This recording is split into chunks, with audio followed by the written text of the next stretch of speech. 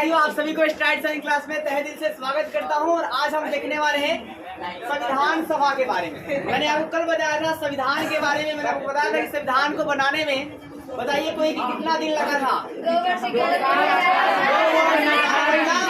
18 दिन लगा था। फिर आपको मैंने बताया था कि संविधान सभा के जो प्रारूपी अध्यक्ष थे वो कौन थे? डॉक्टर भीमराव या बाबा साहब क्या जी? भीमराव। अब बात आगे करते हैं साहब संविधान सभा की। तो जो लोग संविधान लिखने के लिए जिन लोगों को चुना गया था और जो लोग संविधान जो लिख रहे थे ना, उसके समूहों को ही संविधान सभा कहा जाता है। मतलब जो व्यक्ति का समूह संविधान लिखने का काम करता है उसे संविधान सभा कहा जाता है। वही बात लिखा गया है कि जो संविधान लिखने का काम करते हैं उनके समूह को संविधान सभा कहा जाता है। बहुत ही क्लियरली और स्पष्ट लिखा गया है। अब बात करते हैं साहब, ध्यान दीजिए। अब है क्या कि संविधान सभा के लिए देखिए लोगों को चुना गया। अब ऐसे थोड़ी ना कि कोई भी जाकर लिखना चालू कर देगा। लोगों को चुना गया, अच्छे लोग जो मतलब पढ़े लिखे हो, ठीक है, बहुत ज्यादा नॉलेज वाला है, हर चीज को उनको मतलब ज्ञान पता हो कि क्या सही है क्या गलत है। तो सबसे पहली चुनाव जो है कब हुआ? तो जुलाई 1946। मतलब संविधान सभा में संविधान लिखने के लिए संविधान सभा के लोगों जो चुनाव किया गया पहली बार, वो कब किया गया? तो जुलाई 1946। और आपका फिर दिसंबर में जाकर सुनिए फिर पहली बैठक कब हुई? जब लोग बोले बैठ गए लिखने के लिए भाई साहब। तो पहली बैठक कब हुआ जी? दिसंबर 1946। तो पहले लोगों को चुना गया कि हाँ ये लोग जो है ना संविधान को लिखेंगे, ठीक है। और इसके फिर का बैठाया गया। कब बैठाएगा साहब? दिसंबर 19 क्या जी? 46। और कितने लोगों को चुना गया था? तो 200 क्या जी? 99 लोगों को। संविधान लिखने का जो काम कर रहे थे कितने लोग जी? 299। लेकिन इस पूरे संविधान के प्रारूपी जो अध्यक्ष जो गाइडलाइंस करने वाला इंसान था वो कौन था जी? डॉक्टर भीमराव अम्बेडकर। अब लिखने का काम जो है पूरा कब हो गया? तो 26 नवंबर 1950। और इसके बाद इसको लागू कब किया गया? 26 फिर बात करने जाते हैं इसी सभा में। अब देखिए इस सभा में जो है ना लोगों को जो चुना गया इस तरह से चुना गया ताकि किसी को भी खराब न लगे। मतलब सभी समूहों के लोग को रखा गया, सभी जाति के लोगों को रखा गया, सभी धर्म के लोग को रखा गया, सभी आपका है क्या कि वर्ण के लोगों को रखा गया। क्यों रखा गया? क्योंकि देखिए अगर मान के चलिए किसी एक समूह के लोग रहेंगे ना तो वहाँ पर वो अपने तरीके से संविधान को लिख देंगे, उसमें अपनी आरक्षण ज्यादा ले लेंगे, समझ रहे हैं। इसलिए संविधान को लिखने के लिए मतलब सभी को बुलाया गया, सभी धर्म के लोग के बुलाएंगे। मतलब हिंदू भी था, उसमें मुस्लिम भी थे, ठीक है, उसमें ईसाई भी थे, उसमें बौद्ध धर्म के भी लोग थे, उसमें जैन धर्म के भी क्या थे जी लोग थे, ठीक है। उसमें वर्ण व्यवस्था कहने का मतलब वर्ण कहने का मतलब क्या जी? उसमें ब्राह्मण भी थे, उसमें क्षत्रिय भी थे, उसमें क्या जी वैश्य थे, उसमें शूद्र थे। और सारे को मतलब देखिए अगर आप लिखा जाता है तो लिखने से पहले बातों को पहले आपका सभा में बताया जाता था कि ये बात संविधान में लिखी जाएगी और सारी की जब सहमति हो जाती थी तभी लिखा जाता था। उसी प्रकार जिस तरह महाभारत को लिखा गया है, तो महाभारत जो है आप देखिए क्या है कि कथा है। आपने सुना जी कि महाभारत जो है ना, सबसे पहले बात करते हैं कि महाभारत को महर्षि वेद व्यास द्वारा लिखा गया। लेकिन याद रखिए लिखे वो नहीं है, वास्तव में इस लिखने का काम गणेश जी किए। अब कैसे किए हैं देखिए कि हुआ ये साहब कि जो महर्षि वेद व्यास थे वो अपने इंद्रियों पर नियंत्रित किए थे। पहले के जितने जो ऋषि मुनि थे अपने मनोमस्तिष्क और इंद्रिय पर नियंत्रित करते थे और ऐसे में वो इंद्र भगवान को पूरी तरह से मतलब अपने मस्तिष्क में उतार लिए थे। और उसी मस्तिष्क में इंद्र भगवान उतारने के कारण क्या हुआ कि उनके दिमाग में कथा आई। और वो कथा देखिए जो आपका महाभारत है पहले ही लिखा गया कि ऐसा होगा और वो कालांतर में वो आगे चलकर घटनाएं जो है घटी। उन्होंने क्या किया पहले मतलब सोचा कि आखिर ये काम जो है अगर मैं लिखते चला जाऊंगा तो हो सकता है कुछ गलत लिखूं, कुछ कहानी से भटक जाऊंगा, कुछ कथा से भटक जाऊंगा। इसलिए उन्होंने एक चुनाव किया कि मेरे लिखने का काम जो है आसानी से कौन करेगा, मस्ती में कौन करेगा। उन्होंने गणेश जी को आमंत्रण किया और गणेश जी ने कहा कि चलिए हम लिख देंगे। तो उन्होंने कहा ना कि लिखने आप लिखिएगा लेकिन मेरा एक शर्त है कि जो मैं लिखूंगा तब पूरी तरह से अर्थ आप समझ जाएंगे, उसके बाद ही आप लिखेंगे। तो आपका है क्या कि महर्षि जो वेद व्यास थे वो आपका है क्या वो एक श्लोक बोलते थे, संस्कृत में बोलते थे, ठीक है ना। वो एक श्लोक को बोलते थे और गणेश जी उसे आप समझते थे और लिखते थे, तब तक दूसरा श्लोक उनके दिमाग में आ जाता था महर्षि वेदव्यास। और इस तरह के आपका पूरी तरह से एक महाकाव्य लिखा गया। तो आपसे पूछा जाएगा कि सबसे दुनिया का सबसे बड़ा महाकाव्य का नाम क्या है, तो महाभारत है। मतलब महाभारत को ही महाकाव्य कहा जाता है। और महाकाव्य में आप याद रखिएगा कि मतलब इसमें कितने श्लोक हैं, तो 1,00,000 श्लोक है। मतलब महाभारत का जो श्लोक है वो कितना है, 1,00,000। और जो आधुनिक समय में 1919 में जो महाभारत की जो किताबें आपके पास आई है, उस किताब को 1919 में लिखा गया है। और इस किताब में कितने पृष्ठ हैं, तो पूरा आपका 13,000 पृष्ठ है।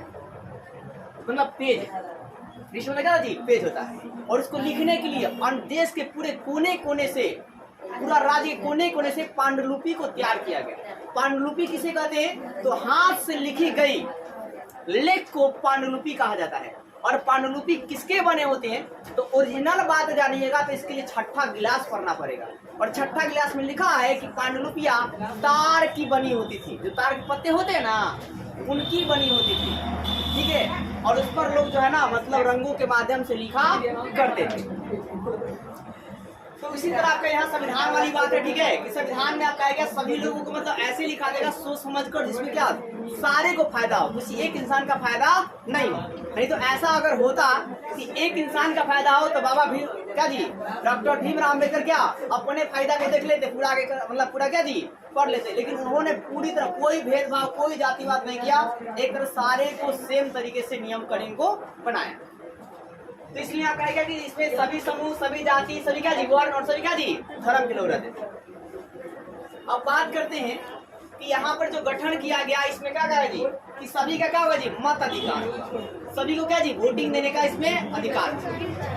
फिर बात करते, देखिए ये जो संविधान बन भी गया ना, तो भी 3 वर्षों तक आप कहेंगे 3 वर्षों में 144 दिन पूरा गंभीर चर्चा हुआ, पूरा कंट्रोवर्सी में रहा कि संविधान खराब है, अमेरिका की बात लिया गया है, इंग्लैंड का बात लिया गया है, ठीक है, मतलब दूसरे देशों का बात लिया गया है, पूंजीवादी मॉडल ली गई है, समाजवादी मॉडल ली गई है, भारत के कम मतलब ध्यान रखा गया है, ठीक है। इस तरह कंट्रोवर्सियां होती रही। लेकिन आखिरी क्रम में लोगों को जब पढ़ने लगे, समझने लगे, ठीक है, देखिए कोई चीज नहीं आती आगे ना, तो या तो उसका बहुत सपोर्ट हो सकता है, या तो उसे बहुत ज्यादा उसका विरोध हो सकता है। तो स्टार्टिंग में जिसका विरोध होता है ना, और जब लोग उसको समझने लगते हैं तो वो चीज उनको अच्छी लगती है। जैसे मान के चलिए कोई अगर आपको कड़वा बोल रहा है, तो भले ही स्टार्टिंग में आपको खराब लगे, लेकिन यकीन मानिए वही कड़वा शब्द वो आपके लिए मीठा बनेगा। कि जो शुरू से ही मीठा बोलते हैं आपके लिए, यकीन मानिए वही मीठी चीज जो है ना, उसे आप होना भी चालू कीजिएगा, ठीक है। तो यहाँ पर बात करते हैं आगे, आप साथ ध्यान दीजिए। कंट्रोवर्सी होने के बाद, ठीक है, फिर आपके बात करते हैं और पहले जाते हैं 1931 में यंग इंडिया, ये एक पत्रकारिता का नाम है, ठीक है, भारत की। तो आपसे पूछा जाएगा कि यंग इंडिया ने इसलिए क्या किया कि संविधान के बारे में हमें संविधान लिखना चाहिए। क्यों लिखना चाहिए कि सभी को समान मतलब अधिकार हो, सभी को स्वतंत्रता का अधिकार हो, इसलिए संविधान हमें बनाना चाहिए और हमें ब्रिटिश से क्या जी आजाद होना चाहिए। अब देखिए हमारे भारतीय संविधान की क्या विशेषता है, तो ये विशेषताओं को आपको जानना है और इसे आप याद भी कीजिएगा। सबसे पहली बात करते हैं संप्रभुता। क्या जी, संप्रभुता मतलब हमारे भारतीय संविधान का ये बात है कि सभी को समान अधिकार दिया गया है। तो ये लिखा गया भारतीय जनता द्वारा निर्मित संविधान है, मतलब जो संविधान को बनाया गया है वो कौन बनाया है, भारतीय जनता। और उसको बनाने के लिए देखें ना, सभी धर्म, सभी जाति के, सभी वर्ण व्यवस्था के लोगों को चुना गया है, मतलब भारतीय जनता ही क्या की है, भारतीय संविधान को बनाई है। इसलिए मैं आपसे बार बार कहता हूँ कि कोई नेता जो है वो अपनी मनमानी करते हैं, बल्कि दम तो आप में इसी अंगुली में है।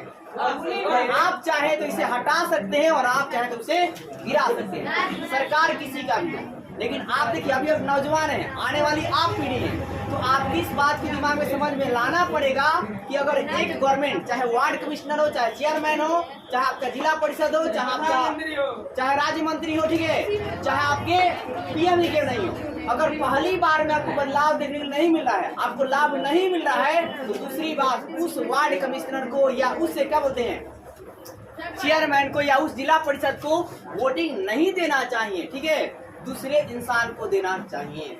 बदलाव जरूरी है। एक ही तरह के लोग आते रहेंगे तो अपना शोषण करना चालू कर देंगे। लोकतंत्र का मतलब है बदलाव होना चाहिए। राजतंत्र का मतलब होता है कि राजा का बेटा राजा बनेगा। समझ रहे हैं? तो इस चीज को आपको समझना पड़ेगा, नहीं तो दिक्कतें चलती है चलती ही रहेगी। अब दूसरी बात देखिए, इसी में स्वतंत्रता में पढ़ी लिखित संविधान है। मतलब आपसे पूछा जाएगा कि विश्व का सबसे बड़ा लिखित संविधान किस देश का है, तो आप यार किस देश का जी? भारत। किसका जी? भारत। फिर बात करते हैं कि इसमें हमारे अनुच्छेद कितने हैं, तो 395 से क्या जी ज्यादा है। और फिर आपका अनुसूचियां कितनी हैं, तो 12। कितना जी? 12। अनुसूचियां मतलब लेसन बांट दिया गया, मान के चलिए, ठीक है। 12 को लेसन है और इसमें बातें कितनी पढ़ रही हैं, तो 395। इन पूरे बातों को अच्छे से पढ़ने के लिए लगभग आपको 1 महीना की पढ़ाई करनी पड़ेगी, पूरी संविधान को पूरा डीप में जानने के लिए। या आपका है क्या, मतलब आपके मतलब जो खान सर है उनके मतलब करण सर है, उन्होंने 5 घंटा कुछ मिनट का वीडियो डाला है। हालांकि आप अभी देखेंगे तो उतनी बातें दिमाग में नहीं घुसेगी। अगर आप इंटर में जाएं तो उस समय आप जरूर देख लीजिए। एक 5 घंटा वीडियो है, लेकिन आप 1 महीना में देखिएगा। अब मैं 1 महीना क्यों कर रहा हूँ, आप 10-10 मिनट देखिएगा और 10 मिनट देखकर उसको रिमेम्बर कीजिएगा। क्यों? देखिए, जब आप 12 तक पढ़ेंगे ना, तब थोड़ा और भी बातें आप समझ चुके होंगे और उसके बाद आपको ज्यादा बातें समझ में आएगी। एक ही बार हायर पढ़िएगा तो थोड़ा दिक्कत हो रहा है। अब देखिए, यहाँ बात करते हैं लोकतांत्रिक गणराज्य। मतलब जो आपका भारतीय संविधान में कहा गया कि लोकतांत्रिक गणराज्य होने चाहिए, मतलब लोगों के द्वारा राजा को चुना जाएगा और चुना भी जाता है, ठीक है। तो देखो साहब, जो न्यायालय वाले होता है वो संविधानिक होते हैं, जो राष्ट्रपति होते हैं ना वो संविधानिक कार्य करते हैं, और जो पीएम सीएम होते हैं ना ये गैर संविधानिक काम करते हैं। अब यहाँ पर देखो साहब, समाजवादी राज्य मतलब ऐसा हमें राज्य होना चाहिए कि सभी का जन कल्याण करना चाहिए, सभी का भला होना चाहिए, ऐसा भारतीय संविधान में लिखा गया है। अब ये बात देखो जी, समाजवादी राज्य जो है भारतीय संविधान में इसे कब घोषित किया गया, तो 42वें संविधान संशोधन के द्वारा क्या किया गया, भारतीय संविधान में क्या जी समाजवादी राज्य जो है भारत को घोषित किया गया। तो सबको समान देखा जाएगा, सबका जन कल्याण किया जाएगा। और जन कल्याण योजना जो है कौन लागू करते हैं, मोदी जी। तो याद रखिएगा प्रधानमंत्री। कौन लागू करते हैं जी? प्रधानमंत्री। जो भी जन कल्याण योजना आदि है उससे आपसे पूछा जाएगा कि कौन लागू करता है, तो कौन जी? प्रधानमंत्री। तो वर्तमान समय में जो प्रधानमंत्री रहेंगे वही लागू करेंगे, ठीक है। जैसे योजना आयोग को जो पहली बार लागू किया गया था वो तो कौन लागू किए थे, पंडित जवाहरलाल नेहरू। और योजना आयोग को खत्म कर नीति आयोग को किसने लाया था, तो प्रधानमंत्री नरेंद्र मोदी। तो योजना आयोग था, उसका नाम बदल क्या कर दी, नीति आयोग। और नीति में जो एन वर्ड है उसी को बोलते हैं एनडीए। तो अभी जो आप लड़ाई देख रहे होंगे, जो मतलब कंट्रोवर्सी देख रहे होंगे, इंडिया वीएस एनडीए। एनडीए नाम अभी नया बनकर नहीं आया, एनडीए नाम पहले से था। अब देखिए, धर्मनिरपेक्षता की बात करते हैं। मतलब भारत में देखिए है क्या कि भारत में भारतीय संविधान में कहा गया कि यहाँ पे सभी धर्मों का आदर सत्कार किया जाएगा। कोई भी धर्म जो है आपका वर्चस्व जो है नहीं दिखाएगा, हर एक धर्म को समान नजर से देखा जाएगा, चाहे वो बौद्ध धर्म हो, चाहे जैन धर्म हो, चाहे मुस्लिम धर्म हो, चाहे ईसाई धर्म हो, चाहे क्या जी हिंदू ही धर्म में क्यों नहीं। तो आपको है कि अगर आप हिंदू धर्म के हैं, देखिए तो आपको हिंदू की तरह सोचना चाहिए, लेकिन आप वर्ण व्यवस्था की तरह, मैक्सिमम लोग वर्ण व्यवस्था की तरह सोचते हैं। इसलिए बौद्ध धर्म के लोग और जैन धर्म के लोग मैक्सिमम हिंदू उस हिंदू का विरोध करते हैं जो वर्ण व्यवस्था को मानते हैं। वर्ण व्यवस्था मतलब जो जातिगत भावनाओं को मानते हैं, कि उनका कहना है और वो बातें आपको कड़वी लगेगी। उनका कहना है कि बौद्ध में बौद्ध पैदा होता है, जैन में जैन पैदा होता है, इस्लाम मुस्लिम में मुस्लिम पैदा होता है, लेकिन हिंदू में हिंदू पैदा नहीं होता है। इसके पीछे रीजन है, तो इसको आपको सत्य करना पड़ेगा कि नहीं, हिंदू में भी हिंदू पैदा होते हैं। और ये कैसे होगा, जब आप वर्ण व्यवस्था को नहीं मानेंगे, जब आप जातियों को नहीं मानेंगे, जब आप नहीं कहेंगे कि आप ब्राह्मण हो, जब आप नहीं कहेंगे मैं वैसे हूँ। मतलब देखिए, जन्म पर क्या मतलब घमंड करना, घमंड नहीं करना चाहिए। किसी भी चीजों को घमंड नहीं करना चाहिए, ठीक है। ये हर एक आध्यात्मिक चीज बताती है कि जन्म देखिए किसी का कहीं भी जन्म हो सकता है, किसी भी कास्ट में हो सकता है, इसलिए किसी भी इंसान को जन्म पे घमंड नहीं करना चाहिए। उतना बड़ा रावण का घमंड टूट गया तो आप किस खेत की मूली है? मूली को ऐसे लोग उखाड़ कर फेंक देते हैं। शायद आप यहाँ पर घमंड कर ले लेकिन वहाँ दूसरी जगह नहीं कर पाइएगा, समझ रहे हैं, जहाँ दूसरे इलाके में होगा। कोई बात है कि धर्म निरपेक्षता मतलब भारत को ना धर्म निरपेक्षता राज्य कहा गया है। किस संविधान के किस संशोधन के तहत? जब 42वें संविधान संशोधन के तहत ही भारत को धर्म निरपेक्षता राज्य जो है कहा गया है। मतलब इसमें सभी धर्मों की मान्यता दी गई है। मतलब यहाँ पर भाई सरकार जी कोई भी भेदभाव क्या करेगा जी? नहीं करेगा। अगर कोई देखिए भेदभाव करता है ना, कोई जातिवाद करता है, तो वहाँ पर अगर वो FIR करते हैं तो भाई साहब जो मतलब जातिवाद करने पर तुले थे वो मतलब बहुत बुरी तरह से फंस सकते हैं संविधान के अकॉर्डिंग। इसलिए कहा जाता है पढ़िए, समझे। अब देखिए संसदीय शासन प्रणाली, तो भारत में क्या जी संसद है कि नहीं है? संसदीय शासन क्या जी प्रणाली है।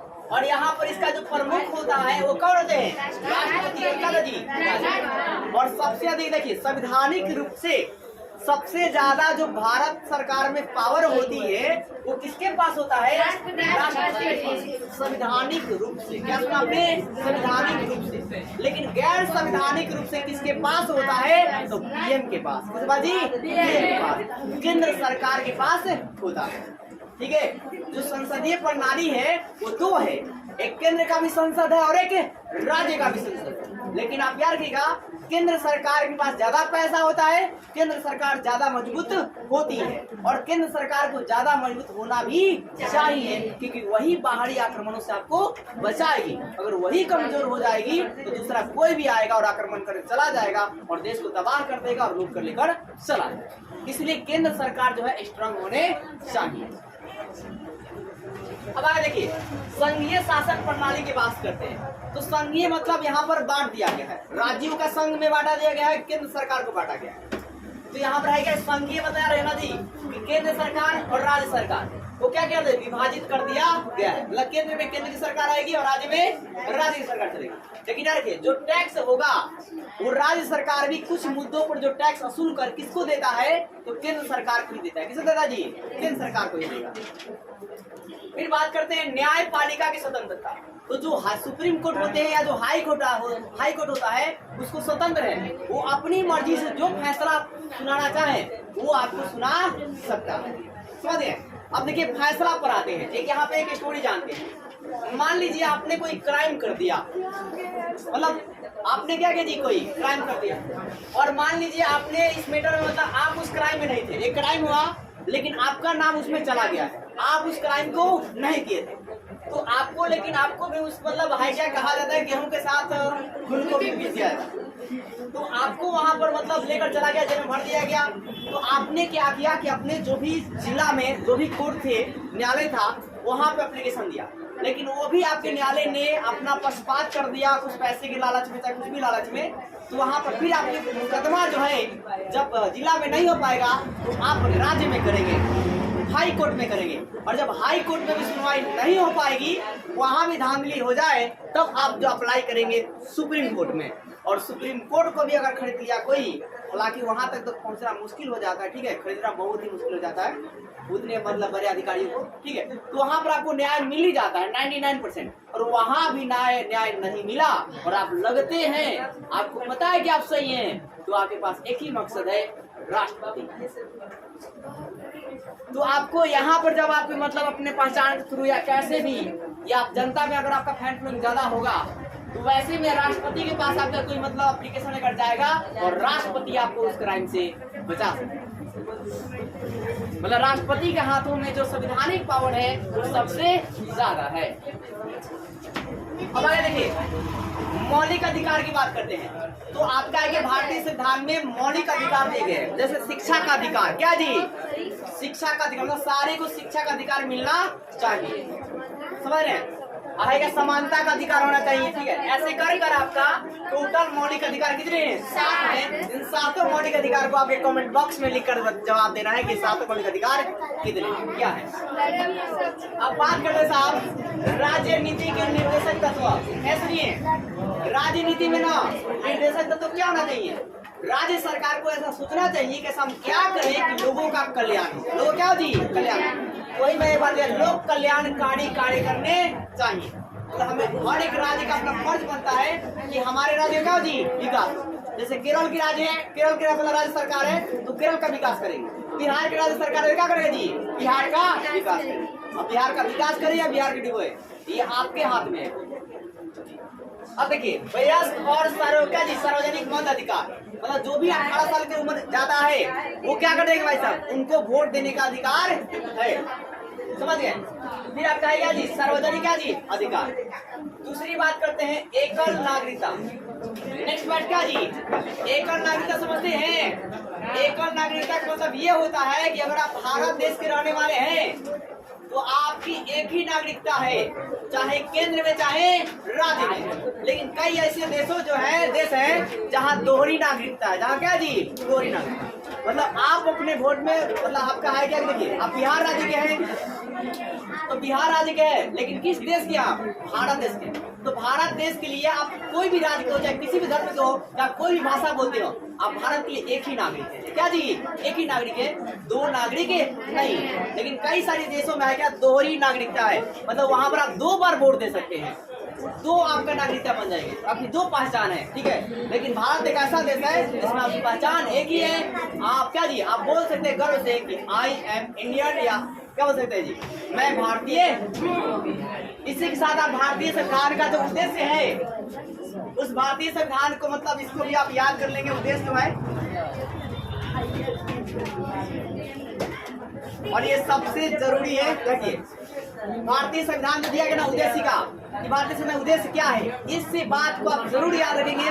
मैक्सिमम इंटरव्यू वगैरह में आपसे पूछ दिए जाते हैं कि भारतीय संविधान का उद्देश्य को सुनाइए, ठीक है। तो ये आपका वाइवा वाला सवाल है, खासकर इसको आप जरूर याद रख लेंगे, ठीक है, किसी भी कीमत पर। अगर आपको मेरी वीडियो को लाइक कीजिए और चैनल को सब्सक्राइब कीजिए।